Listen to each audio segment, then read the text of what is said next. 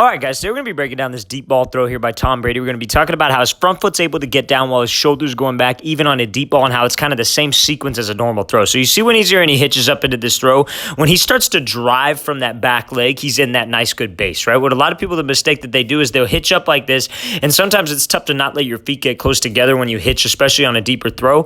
But when they start driving from the back leg, they're in that nice, good base where their feet are just outside of their shoulders, and that's when they start that backstroke. Now, you see when his front foot hits the ground, his front shoulder is still closed. It's still the same sequence, and it's still the same timing as if he was throwing a 10-yard dig coming across his face, right? You want to be able to get that front foot down as my shoulders are going back so your hip drive can take you up and over this throw, and you could drive and rotate. And now when we throw this thing at the top of the, when we're at the top of the motion here, to be able to get some arc on this thing, we already talked about it. We arc those shoulders at almost a 45-degree angle, and you want your hip drive to go up and over.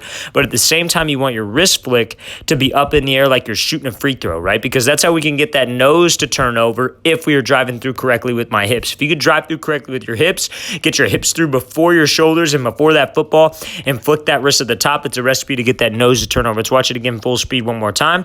So he hitches into it, make sure that front foot's down as your front shoulder closes, and let those hips swing everything through.